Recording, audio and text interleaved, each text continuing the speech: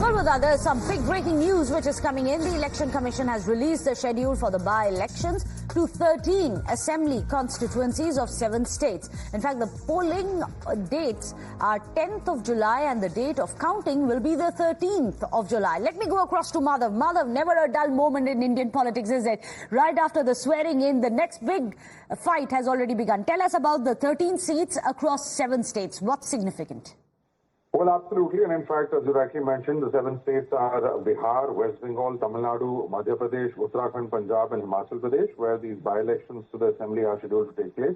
And of course, as you rightly put it, on the 4th of June is when the counting took place. 9th is when, in fact, we saw the swearing in. And within less than a week, in fact, that is today, we're looking at the schedule for the by-elections of various assemblies. This is largely due to the resignation of several of the members of assembly in those various areas, as well as the death of certain members as well. And that has, propped up these 13 vacancies in assemblies across the country. And of course, this is coming up ahead, of course, later this year. As you all know, there is a Haryana as well as Maharashtra elections that are scheduled to be held.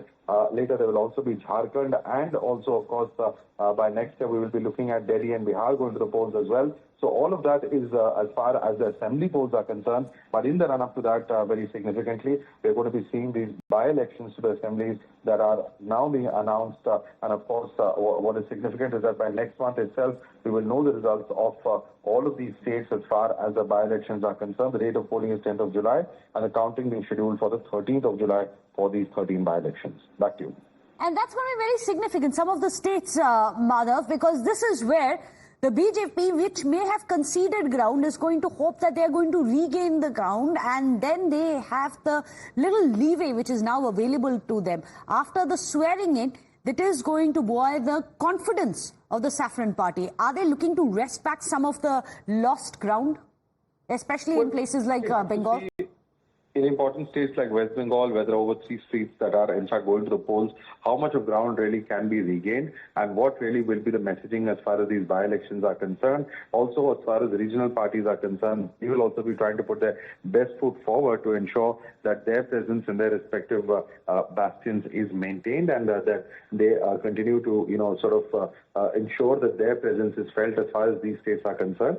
So certainly, of course, will be very significant and interesting to see what the final results that are thrown out from this particular by-election that is being held, and how many of these 13 seats really we have various regional and national parties who are in the game, and really for the ruling party at the center, the BJP, certainly very significant, and also for other regional parties in opposition also a chance to prove their popularity as well, which of course they claim has been on the rise. Of course, a heated battle, and all eyes on the results that we'll be seeing on the 13th. Back to you.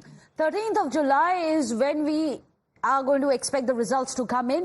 In fact, Madhav, do stay on with us. Just a quick recap. This is a big schedule which is coming in, because this is going to be Bypolls to 13 assembly constituencies, and this is going to be spanning across 7 different states. Some of the significance, of course, are going to be that of Bengal as well as Himachal Pradesh. We'll have to wait and see if there is lost ground which can be made up for, or is this going to be the same wave that we have seen during the Lok Sabha polls? What's going to be the trend? We'll have to wait and see.